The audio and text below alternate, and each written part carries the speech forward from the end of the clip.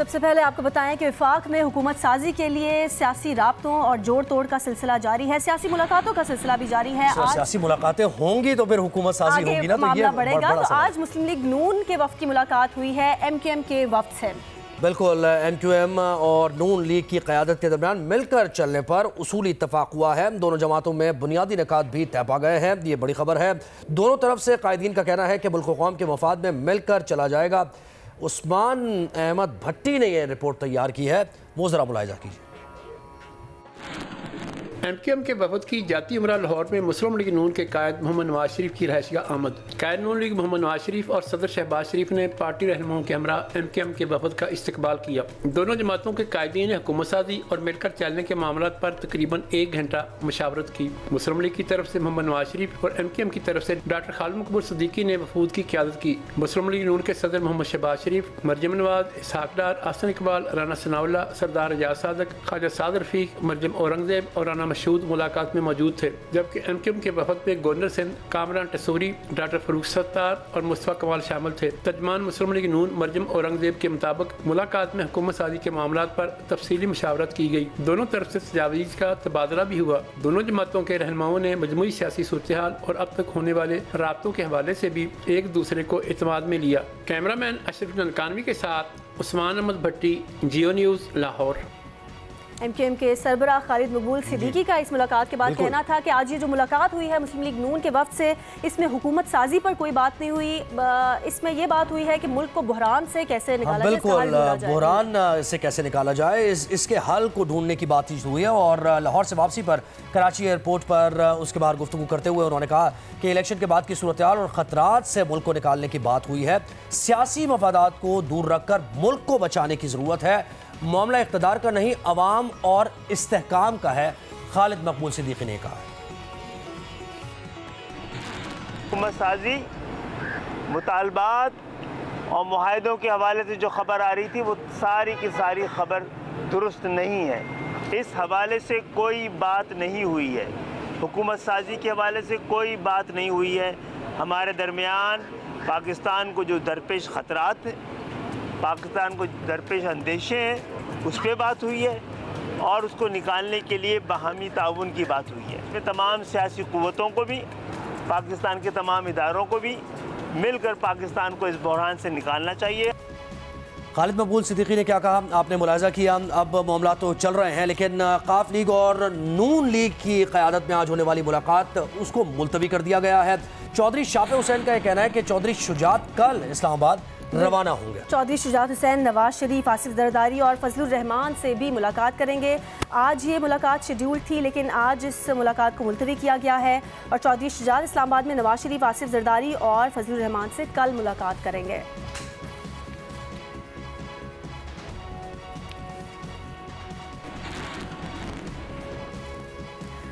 मुल्क के मुख्तलिफ हिस्सों से जीतने वाली कौमी और पंजाब असम्बली के मुतादिद आज़ाद अरकान ने नून लीग में शमूलियत इख्तियार करने का ऐलान किया है। कौमी असम्बली के 4 और पंजाब असम्बली के 6 आज़ाद अरकान मुस्लिम लीग नून में शमूलियत का ऐलान कर चुके हैं। कौमी असम्बली के हल्का NA 189 से जीतने वाले आज़ाद उम्मीदवार सरदार शमशेर मज़ारी, NA 253 सिब्बी डिवीज़न बलोचिस्तान से कामयाब उम्मीदवार मियाँ खान बुगटी, कौमी असम्बली के हल्का NA 54 से जीतने वाले उम्मीदवार बैरिस्टर अकील और NA 48 इस्लामाबाद से कामयाब उम्मीदवार राजा खुरम नवाज अब तक बाज़ाब्ता तौर पर मुस्लिम लीग नून में शमूलियत का ऐलान कर चुके हैं। उनके अलावा पंजाब असम्बली के हल्का PP 240 बहावल नगर से जीतने वाले आज़ाद उम्मीदवार मोहम्मद सुहेल खान और PP 48 सियालकोट से आज़ाद उम्मीदवार चौधरी खुर्रम विर्क ने भी मुस्लिम लीग नून में शमूलियत का ऐलान कर दिया है। पसरूर के सूबाई हल्का PP 49 से कामयाब उम्मीदवार राना मोहम्मद फैयाज का भी कहना है कि उन्होंने अपने हल्के के अवाम की मुशावरत से मुस्लिम लीग नून में शमूलियत का फैसला किया है। इसके अलावा PP 94 चिन्योट से कामयाब उम्मीदवार तैमूर लाली और PP 297 के कामयाब आज़ाद उम्मीदवार खिजर मज़ारी की भी नून लीग में शमूलियत का ऐलान किया गया। उनकी तरफ से PP 96 चिन्योट से नौमुंतखब जुल्फ़िकार अली शाह ने भी मुस्लिम लीग नून में शामिल होने का ऐलान किया है। तो मुस्लिम लीग नून में शमूलियत के ऐलानात भी होते जा रहे हैं और ये एक्सपेक्ट भी कर रही थी मुस्लिम लीग नून के बहुत से आज़ाद ऐसे हैं जो कि हमारी जमात में शामिल होंगे।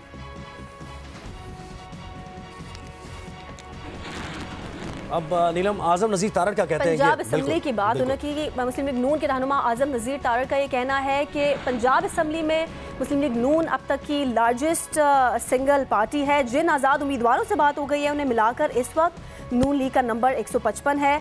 पंजाब में वज़ीर आला की नामजदगी नवाज शरीफ करेंगे। सियासी जमातों से मुशावरत के बाद विफाक का फैसला होगा। जाती उमरा में मीडिया से उन्होंने गुफ्तगू की और आजम नज़ीर तारड़ ने कहा कि एक जमात को इंतखाबी नताइज पर तहफ़्फ़ुज़ात हैं। इंतखाबी नताइज के हवाले से शकूक व शुबात पैदा करने की कोशिश की जा रही है।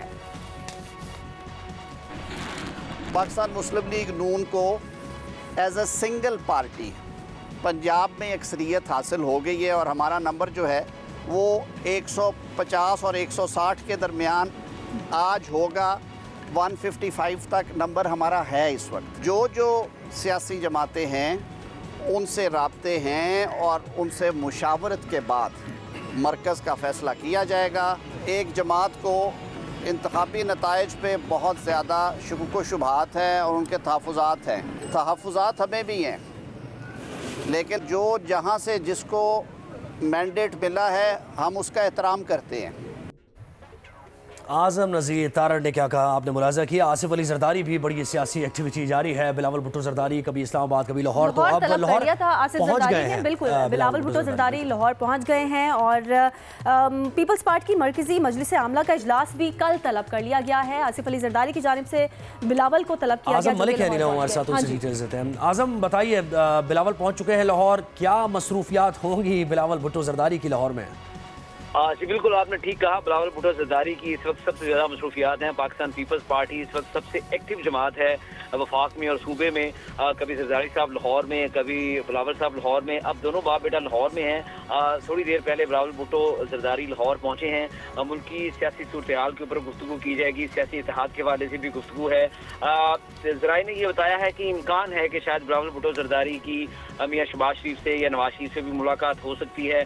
इससे कबल शुजात के घर में मियाँ शहबाज शरीफ ने आना था और उनसे मुलाकात करनी थी हुकूमत साजी के हवाले से, ताहम वो मुलाकात मनसूख हो गई।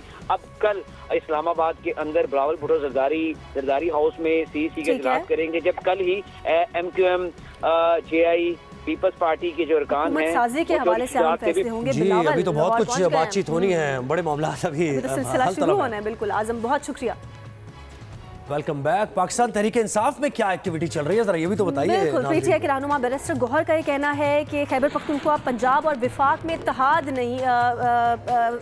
नहीं होगा। उनकी जानिब से कहा गया है कि सूबाई हुकूमत और वज़ीर आला के नाम पर मंगल तक फैसला हो जाएगा। जियो न्यूज़ से गुफ्तगू करते हुए बैरिस्टर गौहर का कहना था कि खैबर पख्तूनख्वा में वज़ीर आला के लिए अभी तक कोई नाम फाइनल नहीं हुआ है।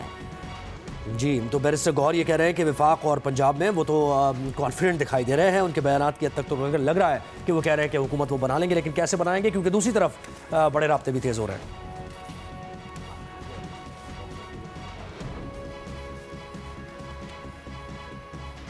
पाकिस्तान तहरीक इंसाफ की ही मजीद हम बात करते हैं। शेर अफजल मरवत जो कि बहुत एक्टिव हैं PTI में, उनका क्या बयान है? उनकी जानिब से क्या कहना है, लेकिन इससे पहले ज़ोएब ये भी बता दें कि एहतजाज भी मुख्तलिफ शहरों में मुख्तलिफ सियासी जमातों की जानिब से किए जा रहे हैं। शेर अफजल मरवत ये कहते हैं कि इंतखाबात वाले दिन कैंप उन्हें नहीं लगाने दिए गए। अवाम ने उन्हें मैंडेट दिया था, हमने फॉर्म 45 इकट्ठे किए, हमारी 182, यानी वो क्लेम कर रहे हैं कि उनकी 182 सीटें हैं। MQM एक नशिस्त भी नहीं जीती है, हमारी जीती हुई नशिस्तें मुत्तहदा को दी गई हैं। मरकज़ और पंजाब में हमें इत्तेहाद की ज़रूरत नहीं। बैरिस्टर गौहर वाली उन्होंने यहाँ बात की है।